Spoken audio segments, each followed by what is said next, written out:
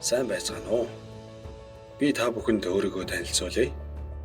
Намайг Болдбаатар гэдэг. Би Эрдэнэ хотод амьдардаг сонсголын бэрхшээлтэй хүн. Би Эрдэнэ үйлдвэрт оюут очноор ажилладаг. Ажиллаад 5 жил 4 сар болж байна.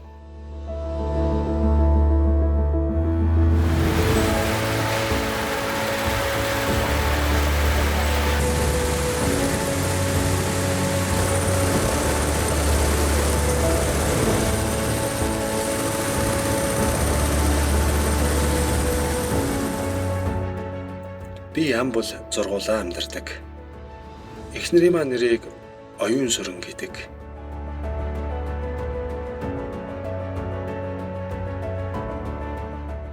Би 3 охин, 1 хүүтэй.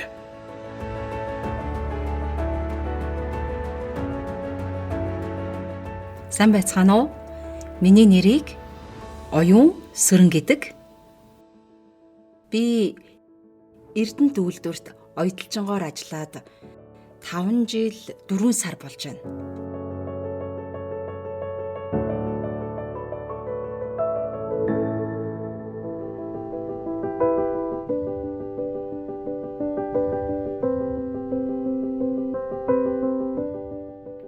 ...2020 оны 7 дугаар сарын 14-нд хайрын дохио төслийн 4 хүн сонсголгүй хүмүүсийг өрн дохионы хил дээр Библийг үзүүлсэн. Дохио маш тодорхой байсныг хараад миний сэтгэл үнэхээр их хөдөлсөн. Үнэхээр сайн дохиж байсан шүү.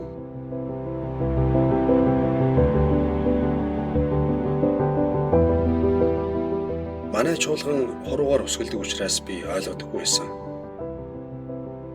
Харин сонсголгүй хүмүүсийн дохионы хилээрх дохио нь миний сэтгэлийг үнэхээр хөдлөсөн.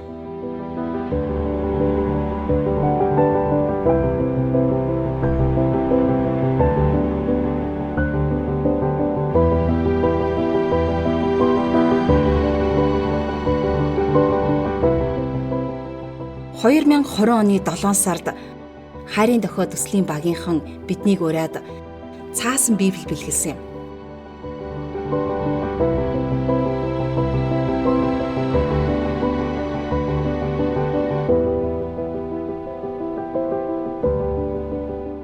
Библийг уншихад үг нь их хатуу байсан. Эхлээд бүтээлийн тухай хэсгийг ойлгож байснаа.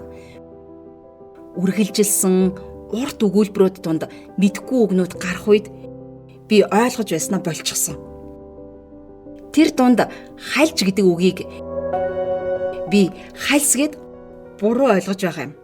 Гэхдээ төслийн багийнхан сав дүүрээд асгардаг шиг ариун сүнс хальж байсан гэж тайлбарлаж өгөх үед би Библийн нийгэмлэгийн хайрын дохио төсөл дохионы хил дээр Библийг видео болгон бүтээгээд харуулж байгаа юм байна. Видеог үзээд сонсголгүй хүмүүсийн төлөө юм байна.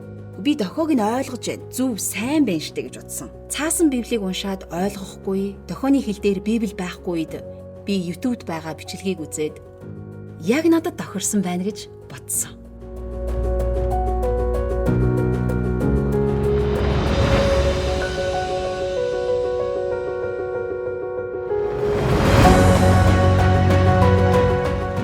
Бурханд би үнэхээр их итгэдэг. Гэхдээ сонсголтой хүмүүсийн цаасан Библийг уншаад би ойлгодоггүй байсан. Цаасан Библийг уншаад ойлгодоггүй би яаж Бурхантай ойр болж чадах вэ? Харин хайрын дохио төслөөр дамжуулан Бурханы үгийг илүү ойлгон түүнтэй ойр болж байгаа.